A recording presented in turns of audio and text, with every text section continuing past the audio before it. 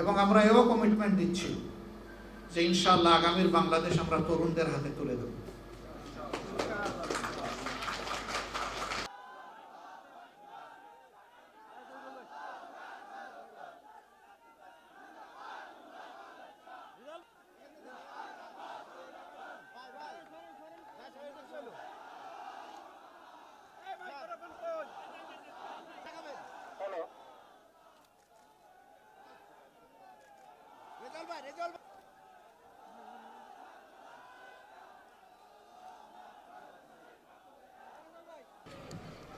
আসুন আমরা সবাই অঙ্গীকারবদ্ধ হই, আমরা দেশকে ভালোবাসবো, মানুষকে ভালোবাসবো এবং সবাই মিলে দেশ করবো ইনশাআল্লাহ।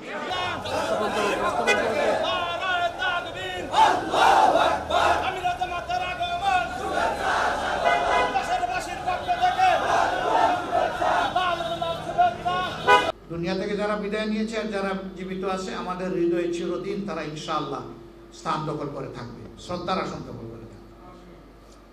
আমরা তাদের রক্তের ঋণ পরিশোধ করতে অঙ্গীকারবদ্ধ। তারা বলেছে সামাজিক সুবিচার কায়েম করতে চায়, বৈষম্য দূর করতে চায়, স্বাধীনভাবে বাঁচতে চায়, সম্মান নিয়ে বাঁচতে চায়। তাদের সকল স্লোগানের সাথে আমরা একমত এবং আমরা এও কমিটমেন্ট দিচ্ছি যে ইনশাআল্লাহ আগামীর বাংলাদেশ আমরা তরুণদের হাতে তুলে দেব। তাদের ব্লাড এখনো কন্টামিনেটেড হয় নাই, নষ্ট হয় নাই, এখনো সেই ব্লাডগুলো ভালো। সেই ভালো ব্লাডের হাতেই আমরা তুলে দিতে চাই বাংলাদেশ। আমরা যা পেরেছি আল্লাহর উপর ভরসা করে করেছি, এখন আমাদের সন্তানেরা করবে, আমরা তাদেরকে সহযোগিতা করব, আমরা তাদেরকে পরামর্শ দেব। এইভাবে বয়স্ক এবং তরুণদের কম্বিনেশনে যে দেশ গড়ে উঠবে ইনশাআল্লাহ, সেই দেশ বিশ্বের বুকে মাথা উঁচু করে দাঁড়াবে ইনশাআল্লাহ। আমাদের সন্তানেরা লেখাপড়া করবে, মানুষ হবে, একাডেমিক এবং মোরাল এক্সিলেন্স তারা অ্যাচিভ করবে, নৈতিক শিক্ষায় উৎকর্ষ সাধন করবে, বৈষয়িক শিক্ষায় উৎকর্ষ সাধন করবে, যার ফলে শিক্ষার পাঠ চুকানোর সাথে সাথে কাজ তাদের হাতে চলে আসবে। তাদেরকে কারো করুণার পাত্র হয়ে এ করে ও করে ছুটাছুটি দৌড়াদৌড়ি করতে হবে না। এখন যে কাগজগুলো ধরিয়ে দেওয়া হয়, অনেকে সেই কাগজগুলো আবার নিয়ে আগুনে পোড়ায়, যে আমার এই সার্টিফিকেট আমার কোনো কাজে লাগে না, ওর সার্টিফিকেট আমার দরকার নেই, এটা পুড়ে ফেললাম। সেদিন কাগজের সার্টিফিকেট নয়, কোয়ালিটির সার্টিফিকেট তাদের হাতে তুলে দেওয়া হবে ইনশাআল্লাহ। আমরা সেই শিক্ষাটা চাচ্ছি। এই সরকার আমাদের শিক্ষাকে শেষ করে গেছে, সব গুন্ডা পান্ডা দিয়ে শিক্ষা প্রতিষ্ঠানকে একদম শেষ করেছে।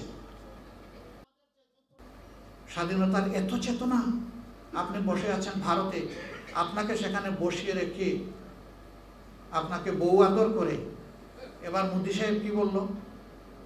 বললো যে 16 ডিসেম্বর ভারতের বিজয় দিবস। তিনি একটা টুইট করলেন, সেই টুইটের 6টি লাইনের মধ্যে বাংলাদেশের একটা শব্দ তিনি উচ্চারণ করেননি। আপনার স্বাধীনতার চেতনা কোথায়? এই দেশে যে সমস্ত বুদ্ধিজীবীরা ওই চেতনার কথা বলেন, তারা একটু বর্জন করলেন না কেন?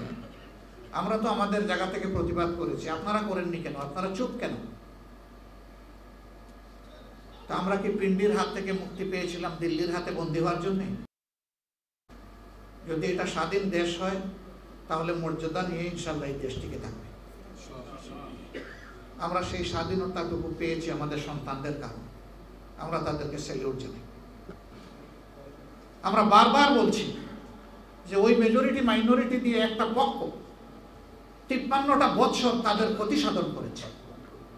13 সালে আমি জাতিসংঘের হিউম্যান রাইটস কমিশনকে একটা চিঠি লিখে অনুরোধ করেছিলাম, বিভিন্ন বিষয়ে আমাদেরকে দায়ী করা হয় যে আমরা বিভিন্ন ধর্মের মানুষের উপর নির্যাতন করি, তাদের জায়গা জমি দখল করি, এই করি সেই করি। আমরা একটা ক্রেডিবল ইন্টারন্যাশনাল ইনকোয়ারি ডিমান্ড করছি এবং সেইটা হোক জাতিসংঘের নেতৃত্বে। আমরা কথা দিচ্ছি আমরা সর্বাত্মক সহযোগিতা করব।